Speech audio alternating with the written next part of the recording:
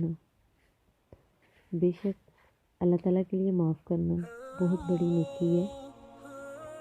فتح مکہ کے موقع پر بڑے بڑے مشرکین جنہوں نے حضور صلی اللہ علیہ وآلہ وسلم کو مکہ سے ہجرت کرنے پر مجبور کیا تھا اور آپ صلی اللہ علیہ وسلم کو تنگ کرنے میں انہوں نے کوئی کسر نہ چھوڑی تھی۔ آپ صلی اللہ علیہ وآلہ وسلم پر پتھر برسائے، راستے میں کانٹے بچھائے، بہت ساری تکلیفیں پہنچائیں، لیکن آپ صلی اللہ علیہ وآلہ وسلم نے ان سب کو ان ساری زیادتیوں کے باوجود معاف فرما دیا۔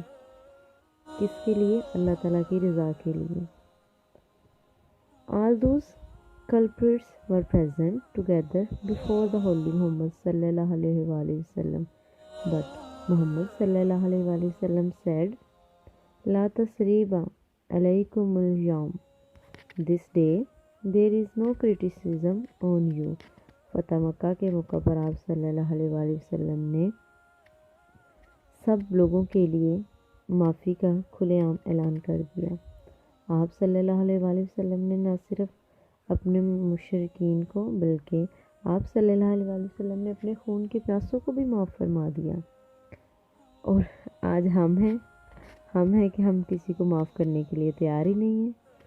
We are not ready to forgive our. ہم جو ہیں کسی کو بھی معاف کر، یہاں تک کہ ہم تو اپنے بہن بھائیوں کو معاف کرنے کے لیے تیار نہیں ہیں، لیکن ہم یہ کیوں بھول جاتے ہیں کہ keep forgiving everyone, Allah Almighty will also forgive us, because there are many benefits of forgiving as well. نہ صرف معاف کرنا چاہیے ہمیں، معاف کرنے سے جو ہے اللہ تعالیٰ راضی ہوتا ہے، بلکہ معاف کرنے کے بہت سارے فوائد بھی ہیں۔ ہمیں چاہیے کہ دوسروں کو معاف فرما دیں۔ Have mercy, you will be shown mercy. اگر تم دوسروں پر رحم کرو گے تو اللہ تم پر رحم کرے گا۔ اللہ تعالیٰ کے پیارے رسول صلی اللہ علیہ وآلہ وسلم نے فرمایا کہ it is not permissible for a Muslim to stop greeting and speaking to his brother for more than 3 days.